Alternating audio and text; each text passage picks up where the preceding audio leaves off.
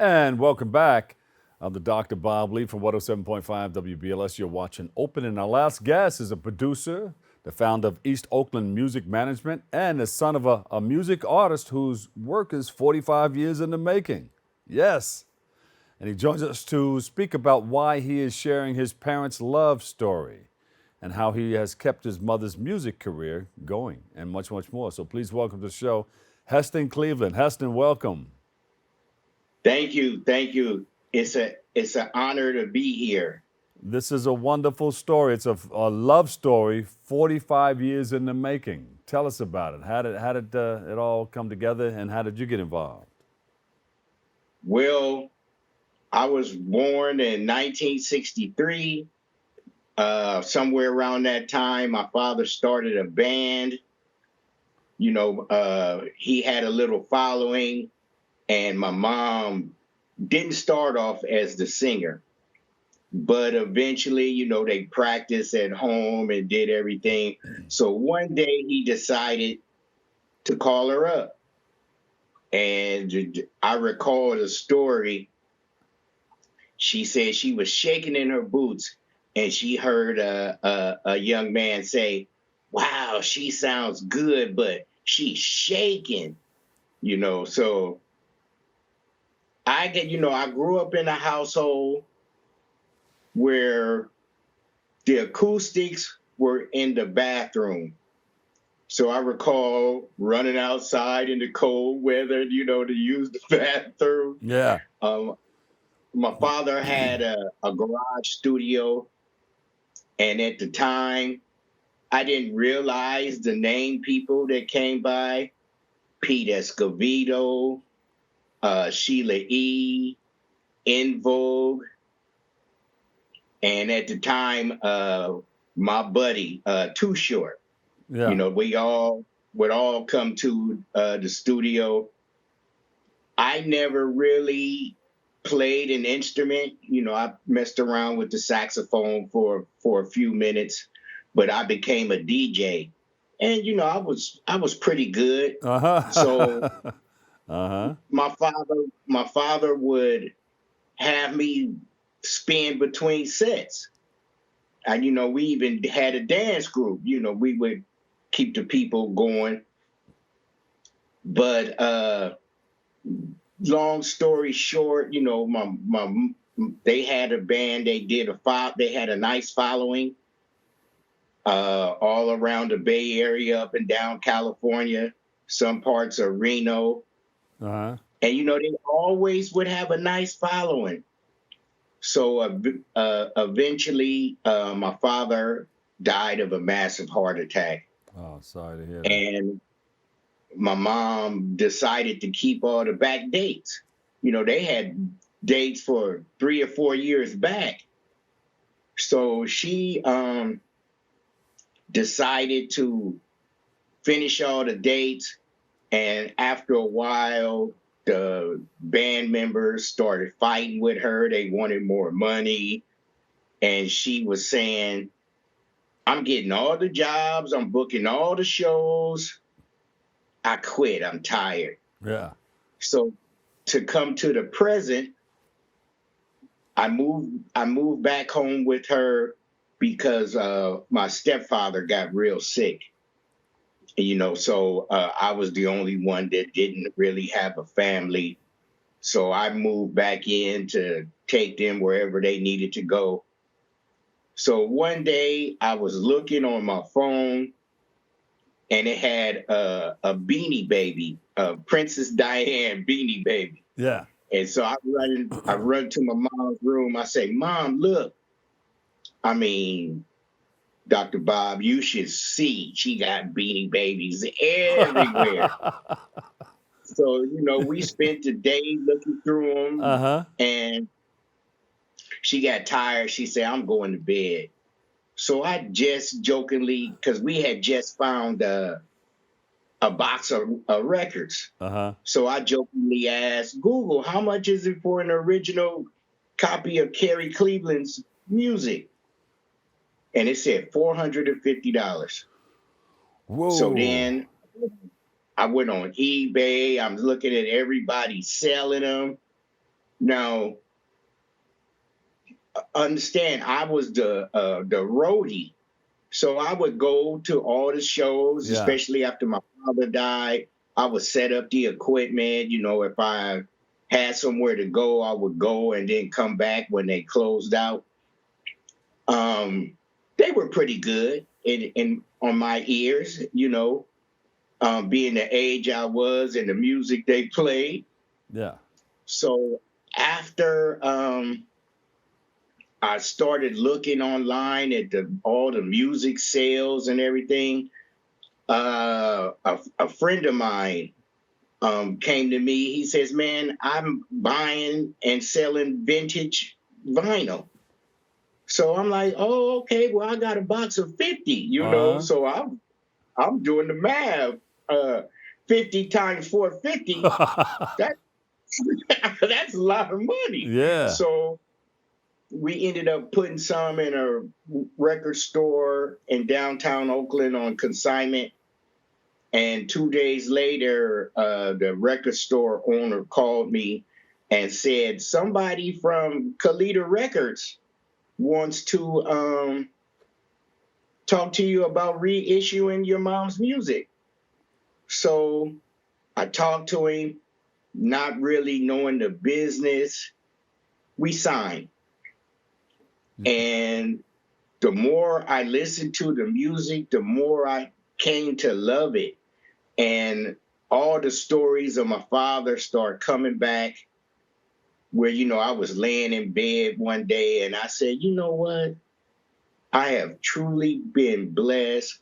My mother and father loved each other enough where they got married 2 times. I was the best man in the second wedding. Wow. They had the common love of music, and I loved them. So, I considered myself leave it to Beaver. Yeah. That's how strong the family unit was. So I promised him, I said, "You know what, Dad? I'm going to do my best to get this story out." Yeah. So, the news, the press release came and people were talking about the reissue. So we started doing interviews and the same question came up. "Carrie, can you still sing? Or do you plan on singing?" So one day, a friend of mine said, "Well, you should ask her." So I sat her down and I said, "Mom, do you want to sing again?" She said, "We could try." So just so happens, it's a lot of festivals in the Bay Area. A mutual friend that I reconnected with, he's a Bay Area rapper. He has a foundation called Hip Learning, Yeah. where he goes to the schools and raps history lessons and all kind of stuff. Yeah. And his name is Naru Quina. He invited us to a Juneteenth celebration where he performed. Yeah. And, he had his people. So we all gathered up and, introducing ourselves. And I talk a lot. Yeah. So I'm telling my mom's history and this guy named K.E. Durham. Can we hear like a piece from Mom? See if we can throw. Let's throw to a piece from your mom. She says she sings about "I Need Love." Yes.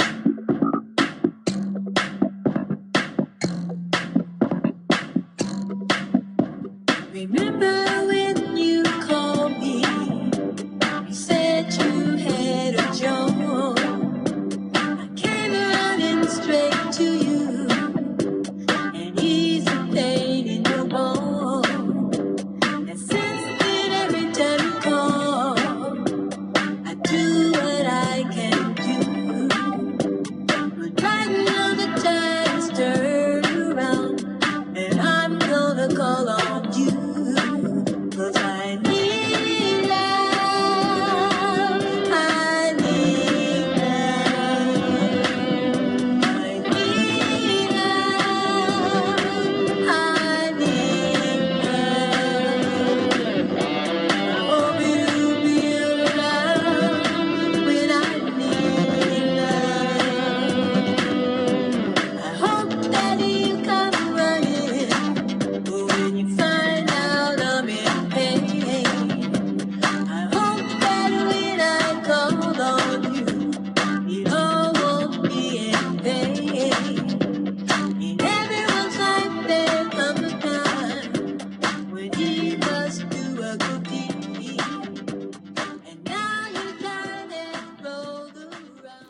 mom, Carrie.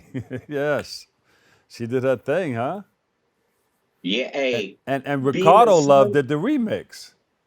yes, he did. Ricardo Love did that remix, Make Love to Me remix, and I Got a Feeling remix with Naru Quana doing a verse on there. So where are we gonna take it from Now, here? Where's it go from here? I'm going all the way to the top as far as I could go. Yeah. It's starting to be people talking about a biopic, so I'm just Dr. Bob, I'm in the boat and we going downstream, and wherever it lands is where we're going. Yeah. You Now, know, the streams are over 1 million. We got a new video out, mm-hmm. and my mom is 82 years old. We did 2 videos in one day. We left the house at 5:30 in the morning Look at and her. didn't get home till after 11. Wow. Hey, and I had to go to bed. She was still going. She knows what it is. She knows what it is. She knows what the work that it takes to get it done. You know too. Yes, sir. Yeah.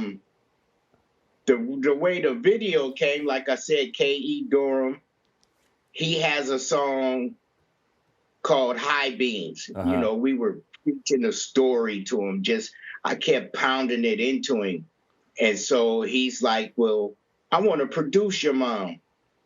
So we was going back and forth to the studio, and he says, okay, we're going to do a video.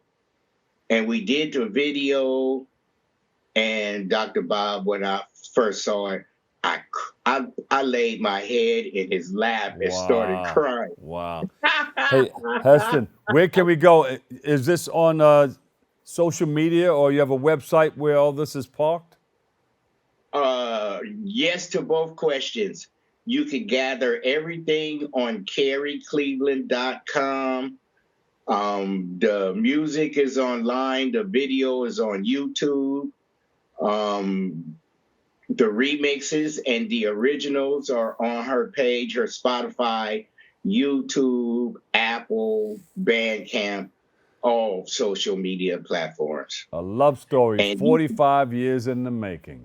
Wow. yes, Hey, listen, thank you so much for joining us, and you're always welcome to come back and share some more of this wonderful story.